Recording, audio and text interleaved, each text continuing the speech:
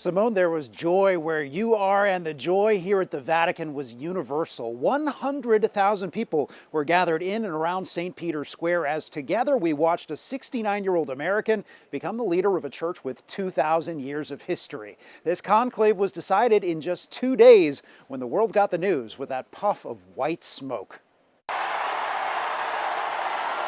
White smoke billowed from the Sistine Chapel, a signal the cardinals had elected a new pope. The crowd in St. Peter's Square erupted in cheers, then waited in suspense for the announcement. Habemus Papam. Habemus Papam, we have a pope, and the world's first look at the new pontiff.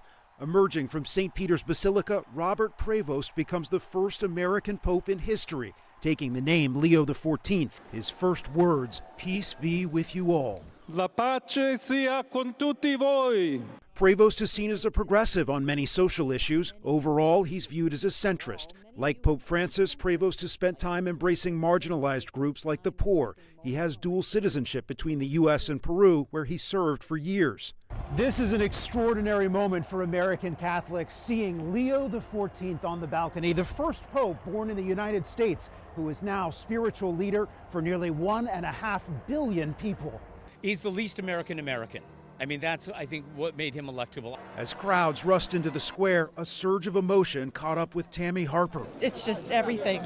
Once in a lifetime. It is a once in a lifetime, and For us to be here in this moment. just so blessed and grateful.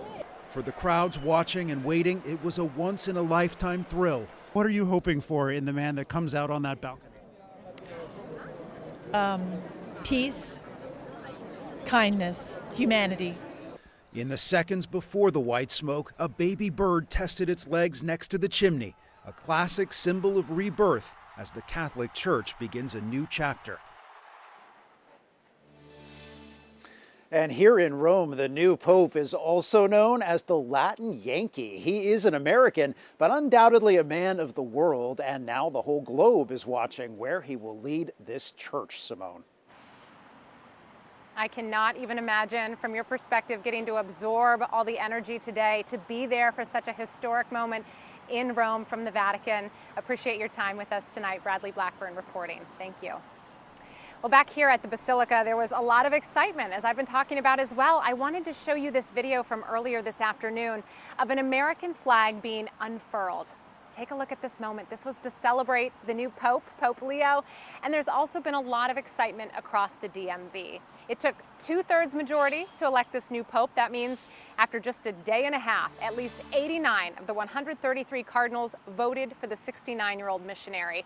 And ahead at 6, we'll hear from a woman in Arlington who was outside the Vatican when the new Pope made his debut. For now, I'll send things back to you in the studio, but so, it's history, and to watch this unfold, to see the whole world engaged in this moment, it feels special, it feels iconic, and it's incredible to be a part of this. Yeah, I can't wait to hear about the story you have there for us coming up about some of our neighbors there outside the Vatican from Arlington. Talk about being in the right place at the right time, huh? This could have gone on for just a day or a couple of days.